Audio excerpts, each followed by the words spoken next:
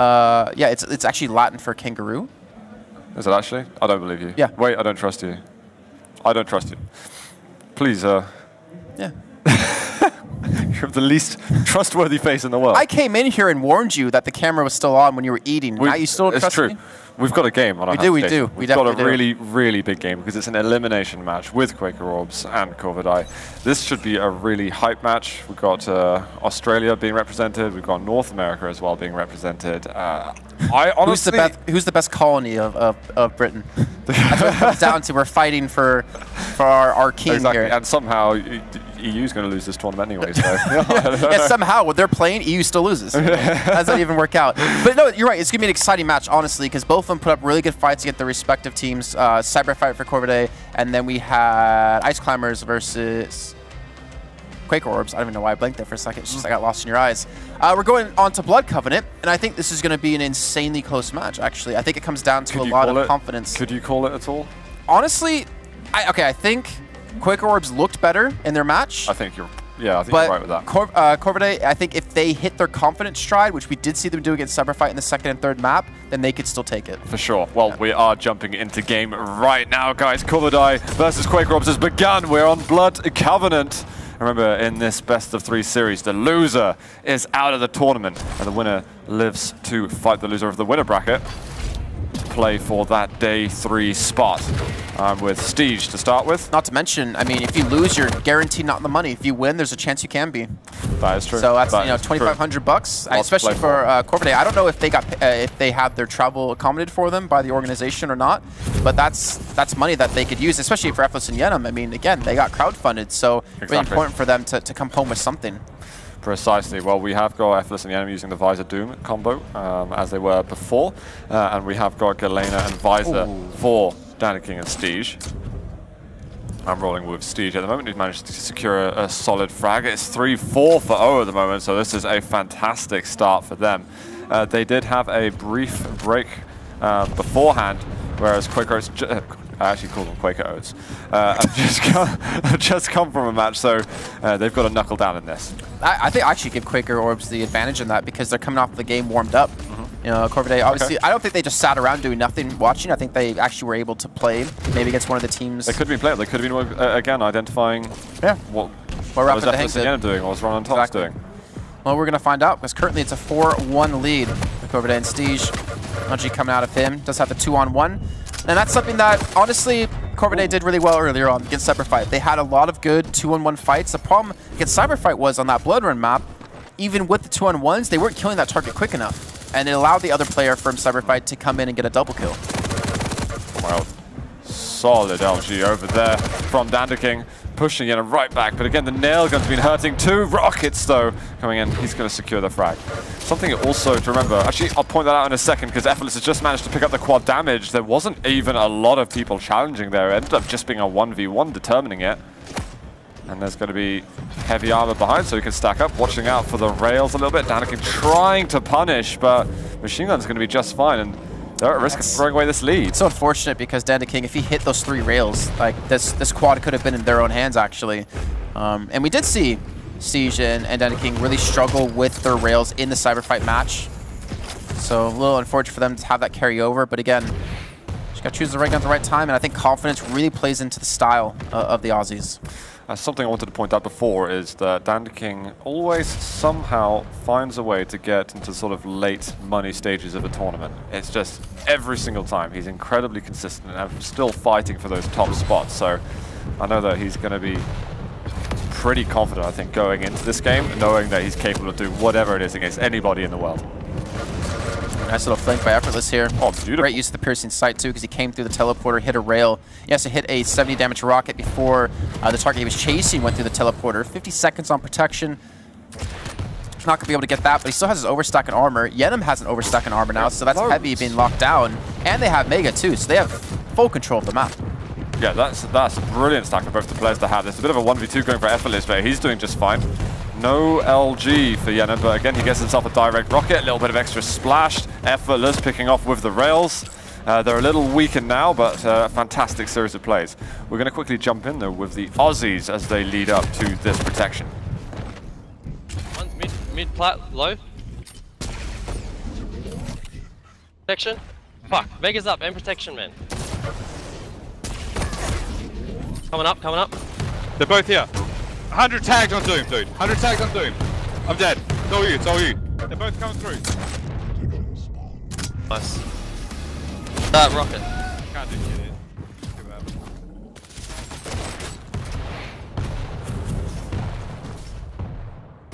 Alright, Salah, come on. Come on, mate. Protection's up at rocket. That rocket, shoots rocket. some cunts. Stop. I'm low, he's over at TP. I'm gonna take all the health here. He's coming for you, get out, get out. Fuck off, get out of there. Out. Are they pushing you or what? One's pushing me, he's at shotgun. They're both here. I need help, so I'm not with you yet. Yeah, I got no health anyways, I'm dead here, man. Pretty much guaranteed I'm dead here. Brilliant, right? Yeah, I was trying to come up with something funny to say, but I think the funny part was what they did say. Yeah. So I'm not even going to try to like ruin it for them. I like how they're psyching themselves off a bit, you know? They're emotionally like engaged in all of these particular fights, you know? Yeah. It's I mean, good. yeah, I like that's it. one Encouraging. thing we. That was I think that's style. one thing that Ketchup pointed out, that they're like always trying to pump each other up, and they always sound like so invested in every kill and every frag and every death. You know, trying to get the momentum switch in their favor. Yenam's gonna be pushed out and will fall to Dan to King. They're actually only down by 5 or 6 now, so it's not too big of a deficit.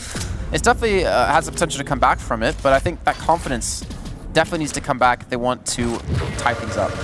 No, as you say, with trying to psych each other up a little bit. I know at the beginning of the games, even on day one, I could see Dan the King really trying to sort of shout and roar, try to build that sort of positive energy moving into the game, so to really want to keep advancing in the tournament. I think that really helps spur them on. They need that positive energy. There we go. Nice little frag out of him. Yenam is ridiculous. He stacks Siege, suiciding before quad, trying to come in with full stack, which kind of confused about Yenam to go in first, or go in with that suicide, but I guess they actually knew that Dan the King wasn't there, or Siege wasn't there. They had a 2-on-1. Yeah, I think that suicide, unless it was a tactical suicide and it was mistimed, it really didn't work out for them very well. So we're going to need to see Corvidae work their way back into this, or they could end up suffering. Well, Effortless pushing with the quad here. They do have a comfortable 12, now 11 frag lead. Looking much better than they were against Drawn Talks. Obviously, different opponents. I'm not going to say necessarily different caliber, because you know how strong Australia can be, but there you go. Dan King gets a kill, gets Mega, so starts to get something. Actually, they didn't get Mega yet. Siege. Oof, if he didn't get that kill, that would have been a massive misplay. Well, I'll keep following Siege for a moment with that Mega stack. He's going to go and find Dan the King a little bit. They're both moving over towards that sort of rail area, but he's been sidetracked by Yenam, trying to get the kill, but they end up kind of entwining with each other, and they get the 2-on-1 versus Dan the King instead. So again, I think there's a little bit of a desynchronization between the two Australian players for now. They need to get themselves on the same page and keep that focused target. I mean, yeah, there was kind of like a little bit of a desync when we listened to them in comms too.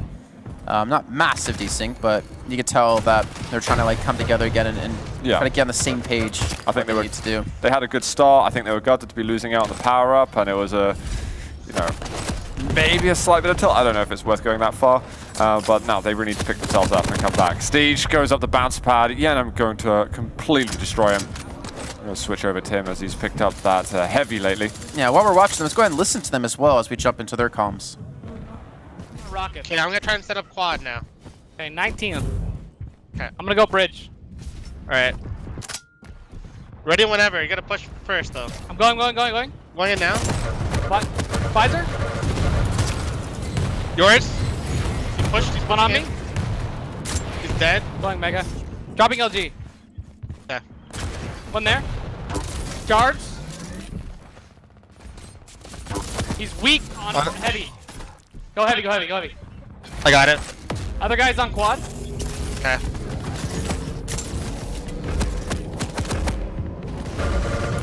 Dead. One on A2. LG maybe. Super slick plays actually from Quaker Orbs. They're hitting some brilliant shots. The communication and damage and location is just absolutely exceptional from them right now. I was really happy to actually be timed in with their comms right then, because we also got to hear them set up of how they wanted to go for the protection there. They made the call to go in. They even called focus targets too, to make sure to be on the right person at the right time and pick up those kills. One thing though that does kind of plague the back of my mind is something that Ketchup and I pointed out in the last match here for Quaker Orbs. Actually, no, I think you and I pointed out, sorry, Ketchup wasn't here. I just wish he was. Was that there's a heavy reliance out of Quaker Orbs on rails. And sometimes they just need to realize, you know, rail is not working for you right now. Yenim in particular was the person I was thinking about, but even Eflis was missing quite a few. And then just switch to machine gun. Get that more reliable damage in, and then maybe come back to rail later on when you're feeling a little bit more confident to hit those shots. I think they've been doing a lot better in that game. It's, well, sorry, in this game. They've been far more efficient with their shots. Sure, the rails have been coming out, but they've also been hitting the rails at the same time, which is going to add that much more potency to what they're doing. It's almost a 20 frag advantage for them. This reminds me of the first map between Cyberfight and Corvidae, which was on Blood Run. It was an absolute thrashing from Cyberfight, and then the maps following that were incredibly close. But I hope that Corvidae are going to make a sort of habit of starting series like this. Yeah, that's not a good start, not at all. And 8 seconds to go on quad. You can see Yenim peeking out for some early damage to suss out before they do come in for the pickup. 2 seconds, and I think Corvidae just has to get this one up. You're gonna get a 1-for-1 trade. The second one just coming through the teleport. Eflis is gonna use that piercing sight. He's gonna spot him out. He still wants this frag. He's eventually get it. Steege knows how low he is. And Dan King comes in. He gets the kill. Can he get the quad? Yes, he does. He gets an LG on top of that. Finally nets himself a kill, but is it too little, too late? Still 19 frags behind. He's on the chase towards rail. He gets Eflis extremely low. Sorry, that's Yenim, and does finish both of them off. Nice little kill streak going on for him. Oh. At the moment, Jason, do you believe in miracles? Because it is going to require a hell of a lot to come back. Timing. Awesome rail, Danda King. But there is work to be done with 2 power moves remaining after this. Danda King has got a colossal stack right now, but Steege is at risk of going 1 versus 2. He's managed to take down Yenim. There's a bit of focus from the other side, but Danda King's done a ton of damage with the lightning gun, and Steege is able to finish it off. We've got 5 frags returned now. Both of the Australian players are together. They seem to be coming back together now. That 1 second, that like half second he wasn't watching the teleporter, he ends up coming through and killing him. That's got to be a little bit frustrating for Danda King, because he specifically waited there with the gauntlet out. Yeah, the absolute timing on that. Yeah. Ooh, he's got lightning gun still, but we saw a bit of pummel coming out. He's got the shotgun too. Great play from Yenim. I thought he got completely caught by surprise, but he turned around, countered it excellently. It's a nice little double jump. I mean, he didn't get up on top of the bridge, but he got up high enough that he could shoot a shot and then double jumped again so he could shoot a second rocket. That was actually really clever. Maybe that wasn't intended out of him. But with every kill they get, with every second that passes by, they are getting 1 step closer to being up 1-0 and to have that chance of being in the money. Remember, the entirety of all the people out there who have donated for them to get here today. Obviously playing to make them proud. Yeah, this has been an immense performance. There was a glimmer of hope for Corvidae at the last quad damage, but it's kind of long gone now. Another double kill going for Quaker Orbs. 2 more required, and they are a map closer to advancing. And this protection's almost going to just solidify that. Yeah, and I'm going to come back through the teleporter most likely since he knows they're both there. Nice little 100 damage rock. He can take them on 1v2, but then again, the nail spam is true. And the King. Live towards bridge, able to get him down to 31 HP, but there's the Mega spawning in. 1 more frag should put them on map point. And there's Yenim coming in with the rocket jump. Eflis going to try and finish it off. Does he want to take the glory kill over here? Going with the nail gun, he can't quite finish it off, but protection's right beside him. And still, last one needed, but not going to happen quite yet. There it is. As soon as I finish that sentence, it is done. That is going to be Quaker Orbs taking the first map convincingly over Corvidae. I feel like we've seen over the course of this tournament, people be more and more willing to rocket jump more often with protection. I'm just trying to think back to like a lot of the 2s we have casted before this, and we don't really see it that often. But at least Blood Covenant, sorry, is one of those maps that's very viable in, because it's very open, it's very easy to do. And you can never underestimate like the speed flying into a fight with protection can give you. Oh, the mobility is so useful. Just quickly as I can see the scores, Effortless making 28 for 17, but similar frags for Yenim and Danda King, but Steege down 8 and 24. Yeah, he had a rough game that he'll want to forget for sure. But maybe that's their style. Maybe they like being the underdogs. Maybe they like being down the first map and then come out into the second Like they did against Cyberfight. Is this some kind of like, I don't know, show-off type of thing? Maybe. I've no idea, but... They want to make you confident, just to knock you down. I mean, I think I hope we do see a second, or obviously we're going to see the second, but a third map. Because it's nice to see, Corvidae play. It's nice to see the Australians, and I want this to be a close series because they're both fighting to potentially get the money and fighting for that chance to potentially get into day 3. For sure. Well, we are going to find out the next map in just a moment. We're going to take a very short break, and then we're going to go back to that game with Corvidae and Quaker Orbs.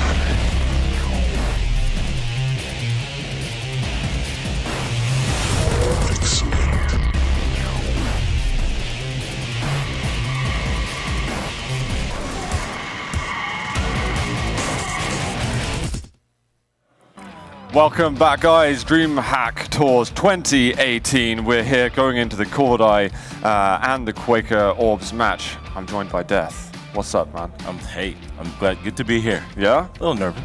You're a little nervous? A little nervous. Oh, really? More nervous than games, or? Ooh, I was nervous in my games. Yeah.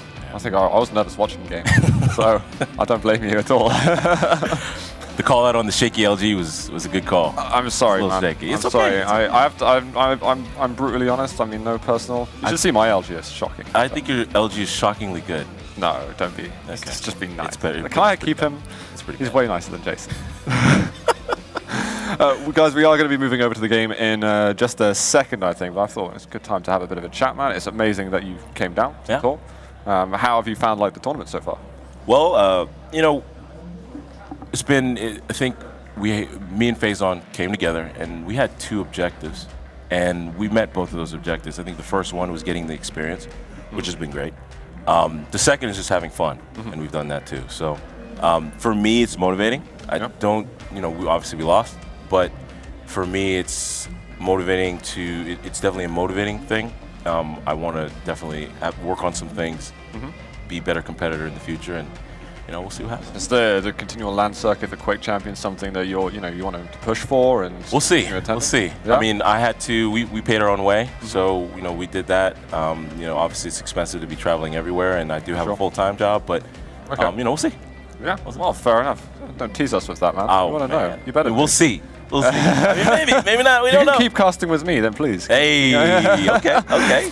Right, well, guys, we're going to be jumping into this game in a second. They're going over to Ruins. Have you got any thoughts about this game or the players in it? I mean, what's your kind of? Well, NA's going to win. So NA's going to win. Yeah. Is there any backing for that, or is it just blind faith? Blind faith. Okay. 100%. So it's like Machiavelli then. Okay, understood. Yeah. I just, we need some NA teams in there, and these guys are probably, one of the top 2, obviously. Yeah, for sure. Well, we have started. I'm on Dan King at the moment, but let's go head over and check out the NA boys. They had a crushing victory over at the start on Blood Covenant, and they're going to be looking to do absolutely the same here and go against either Ice Climbers or Cyberfight afterwards. But in terms of your knowledge of these players, I see kind of the fringe of what's going on in the NA side. You said they're in the top 2 teams. Does that mean you rate these guys higher than the second Liquid team, or? Yes, I would. I mean, these guys have been playing a lot longer. Liquid 2 has been playing more recently 2v2. Yep. So their teamwork and chemistry is definitely there. Everybody gets that last spike, so it's fair. Yeah, Yeah, it is. It evens out across. Evens out across. But they've been playing a lot longer. Their chemistry is really good. I would say it's dope. Yeah. Very dope. Would you say it's Popes with dope? Dope. Oh no, okay. There was a team that was called Popes. I don't. Oh sorry. no. We tried. We're working on it. We're gonna get there. But yeah, you know, I believe in them 100%. 100%. So does the community. So. Well, I know that they're really confident going into the tournament, and I heard from Effortless actually in Twitch chat at some point. It's like, we're not going because, you know, for fun. We're going because we're confident we can do really well here. Exactly. It's very possible that they can make it to the playoffs for sure. So, on Dandaking now, it's a slight lead for Corvidae. They kind of need this after getting their ass totally handed to them in the first map. Yep. But we're leading up to this first power-up. Dandaking with a frag, but he's on 4 points of health. Even though there's a respawn, Effortless could still take them down, but oh, never mind. Dandaking is just killing everything. Killing everything. Yeah, they're definitely able to get control here and moving down and pick up the majors. And, you know, this particular map, you know, rail is still pretty strong. You can still use your hit scan to hit them from range. And one thing Venom and Effortless do very well is on power-ups, they kind of make you work for the frags, except for that. Except for that one. Well, that's absolutely right, though, because when we saw them going up against Toxin's Run, it was 1, 2 frags to the maximum that they would get, and then it was like, oh, well, you'd expect them to be completely steamrolling through any team. So they make you work for it. It's really, really impressive from them. And of listening to their comms a lot, they seem incredibly, incredibly focused, as you were saying. But let's keep switching around on this. It's been well, sorry, 11 to 5 now. F is finally managing to get a 2-for-0 exchange over there, and now they can try and sync up a little bit better, get back in control of the map a bit. Got Mega Health coming up in 5. They're trying to hold this room a bit. But pressure there from Dandaking. Yeah, knew he was low, went through, got the Mega. Good play. Now, what I'm hearing from some teams is that there's certain teams that like to time together and others that seem to do nothing. Is there like a better thing that you find to do? I mean, what's your kind of style with Phazon? What do you mean? Are you timing together? So are you calling out the numbers of the items, or are you kind of just both timing in your head, or calling out? Most teams are calling out. I know some teams have one person calling out or in control of timing, and the other person helps. Okay. Both. Some teams both. I mean, it's just important to have those timings, and not necessarily show up, you know, too early or too late. And sometimes the game will get on the flow where you go from one item to the next. Mm-hmm. Some teams are good at delaying an item to kind of, you know, mess up that flow, which is a smart play. Yeah. But you'll see a lot of times in 2v2, it's not necessarily as important to know exactly when. It's sometimes just to know the flow. Yeah. If teams see you doing that, though, they could delay, and then you're in trouble. So having the times is really very important. For sure, for sure. I know I've seen some of the teams that just go for those last-second rushes completely, and it can totally shake people up a bit. Yeah. Well, absolutely. Effortless got the last few seconds of protection. He's not managed to get so much. They've brought it back a little bit. Yeah. It was a bit steep, the score difference, but now far more respectable. A bit of teleport games going on over here. Yep. They're just going to figure out how they're playing, and you know they haven't played these guys, so still make the adjustments. That's pretty decent. All of a sudden, it's tied up. Yeah. Got the Mega. No, they're at LG. Oh wow. Miscalculated there. So low in that instance, and there's going to be Steege over the other side. He's going to get rid of that totem, but he's got nothing else to work for. They're kind of doing this sort of 1v1 in those different rooms. There is a Corvidae that lost out on that a little bit over there.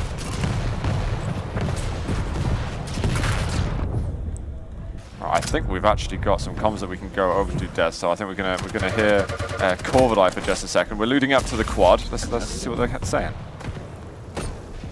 Found me from below. Oh man, he's over there, LG. Did you get red? I'm coming up. Let's fucking gank him here. Mega, let's go. Other one's here. Mimi at LG. He's dropping down. Yep. Ah, fuck, man. One more over there. Quad. I'm getting this LG. quad. fucking no health. So Now gun. I'm making my way over now. I'm not with you. Ah, dude. Fuck's sake. Fuck's sake. He's going down for red, I think. He hit my totem. Someone hit my Where? top now. He's coming at T right now. Dead. I counted 6. I don't know. Never mind. Quite a few. Very colorful. But you know what? He seems like he's trying to get a bit of energy. There's a lot of passion from Dandaking that you can hear over there. I mean, he's really trying to keep them in the game, keep themselves psyched up. And he's really the dominant one in the partnership. He's the one who's saying all the comms and everything. He's leading. He's making the calls, and you know you got to be able to execute on the leader's calls. You know, if you're playing that style with 2v2, you have a leader and you're following, then you know you're relying on that second guy to clean up. In terms of experience between the two of them, it's Dandaking who has all that LAN experience. He's had all that sort of dual success in the past for Australia. Definitely the leading player in the region. I think Steve's far more of an up-and-comer. And exactly, when you've got a leader such as Dandaking, you're going to want to listen to what he's got to say. And Dandaking's hitting some awesome stuff at the moment. They're keeping that lead going, and that's definitely going to psych him up even further. He's got that low FOV zoom going on. Just sticking in there. We'll ask over Steege. He's managed to get some solid frags out there. Both of them pretty weak, but Mega coming up in a second. Steege going to clear the way a little bit. Dropping down a little. Oof. That's always tough to drop down from there. And when they saw them both, surely, okay, that's a couple of totems right there. Yeah, when they saw them both there, they probably was like, well, maybe let's just get the damage from above instead of just over-committing to that. Either way, they've got a 5-frag advantage, so can't criticize too much. Totem up. Yenem always going to get chased behind even further, and the totem goes down. Yeah, he got the tried to get away, couldn't get away. That's what LG's for, right? Well, let's go quickly jump over to Quaker Orbs as we've got power up coming up right now. Heavy's now. On LG? I think he has it.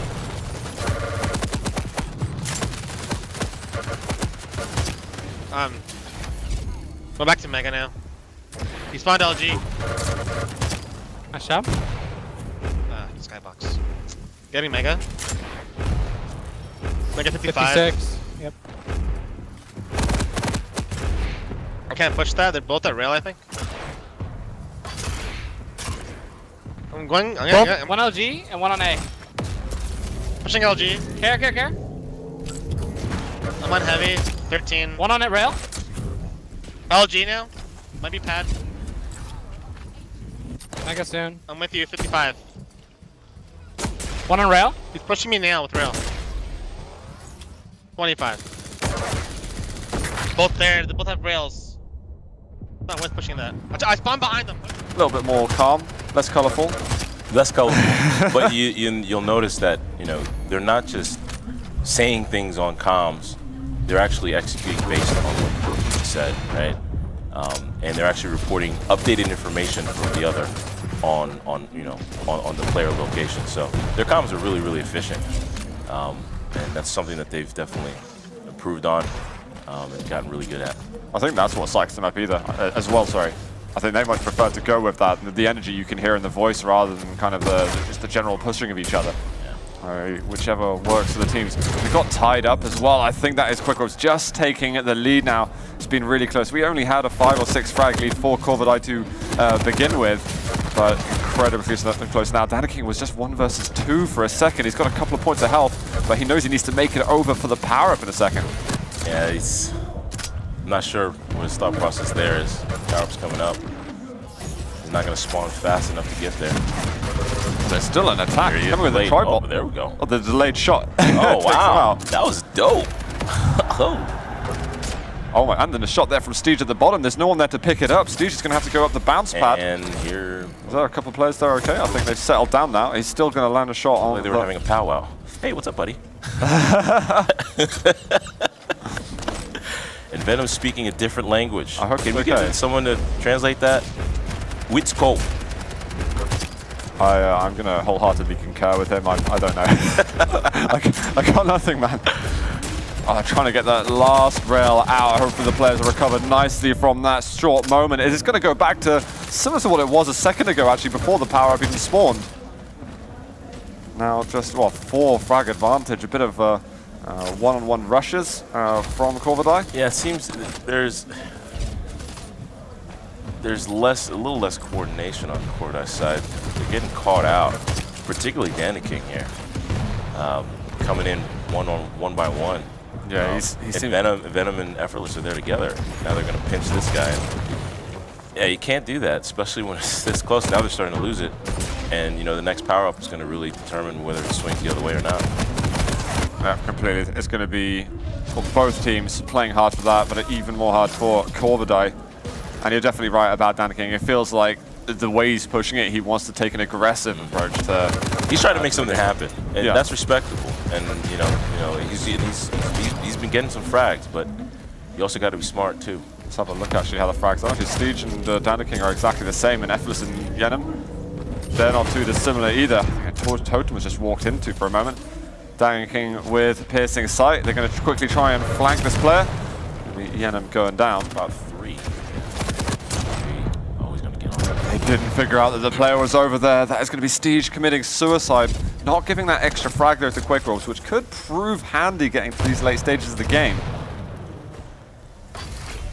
And so he has to decide, do I just, I'm obviously trying to look for him, get these frags.